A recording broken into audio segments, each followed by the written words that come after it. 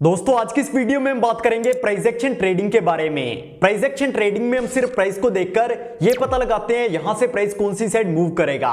अब price action trading में बहुत सारी चीजें होती हैं जैसे support resistance, candlestick patterns, chart patterns. इन सब के बारे में हम इस वीडियो में पूरी डिटेल में बात करेंगे। तो पॉइंट नंबर 1 है प्राइस एक्शन क्या होता है। दोस्तों प्राइस एक्शन टेक्निकल एनालिसिस का एक तरीका है जिसमें हम बिना इंडिकेटर्स का यूज किए सिर्फ प्राइस को देखकर यह पता लगाते हैं कि यहां से प्राइस ऊपर जाएगा या फिर प्राइस नीचे जाएगा। लेकिन जब हम इंडिकेटर्स का यूज कर स्टॉक मार्केट से अच्छा खासा प्रॉफिट बना सकते हैं तो हमें प्राइस एक्शन की क्या जरूरत है। दोस्तों प्राइस एक्शन में हम हमेशा करंट प्राइस को देखते हैं, यानी जो प्राइस अभी मार्केट में चल रहा है। इसी के बेसिस पर हम यह पता लगाते हैं यहां से प्राइस कौन सी साइड मूव करेगा। लेकिन इंडिकेटर्स में ज्यादातर इंडिकेटर्स लैगिंग इंडिकेटर्स होते हैं जिसके कारण हमें हमेशा लेट एंट्री मिलती है। जैसे सुपर ट्रेंड में हमें अप ट्रेंड का सिग्नल तभी मिलता है जब मार्केट में 3 से 4 ग्रीन कैंडल्स बन जाती हैं। इसी कारण हम पूरे मूव को कैप्चर नहीं कर पाते। इसी तरीके से जब हम आरएसआई में ट्रेड करते हैं तो आरएसआई प्राइस के साथ मूव करता है जिसके कारण हमें हमेशा लेट एंट्री मिलती है, और जब हम मार्केट में एंटर करते हैं तो वहां से प्राइस रिवर्स होने वाला होता है। लेकिन इसका मतलब यह नहीं है कि प्राइस एक्शन इंपॉर्टेंट नहीं है, बस प्राइस एक्शन में हमें थोड़ा सा अर्ली एंट्रीज मिलती हैं।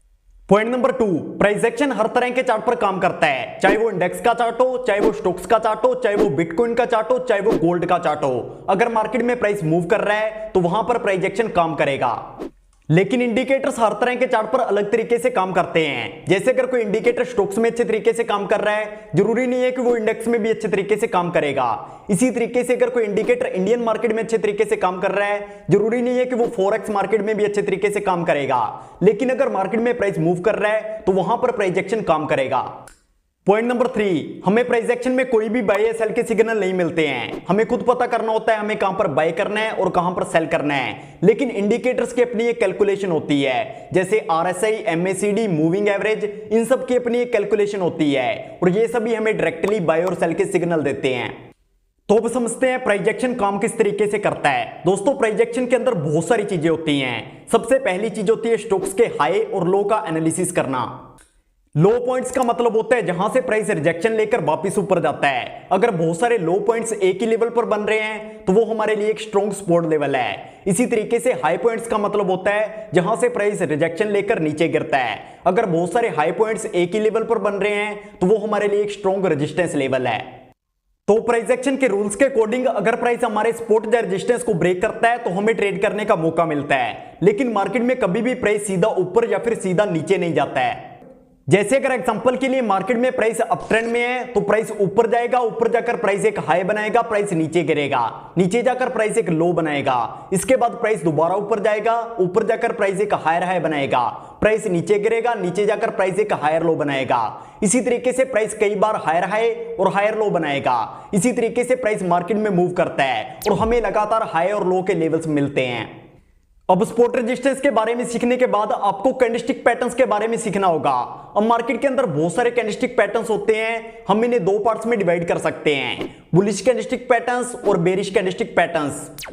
बुलिश कैंडलस्टिक पैटर्न्स वो होते हैं जो हमें चार्ट के बॉटम पर देखने को मिलते हैं और जिनके बनने से प्राइस ऊपर जाता है, जैसे bullish engulfing, morning star, bullish Rami और भी बहुत सारे होते हैं। बेरिश कैंडलस्टिक पैटर्न्स वो होते हैं जो हमें चार्ट के टॉप पर देखने को मिलते हैं और जिनके बनने से प्राइस नीचे गिरता है, जैसे bearish Rami, bearish engulfing, evening star और भी बहुत सारे होते हैं। अगर आप कैंडलस्टिक पैटर्न्स के बारे में सीखना चाहते हैं तो आपको हमारे चैनल पर एक कंप्लीट प्लेलिस्ट मिल जाएगी, वहां से आप इन सब के बारे में इजीली सीख सकते हैं।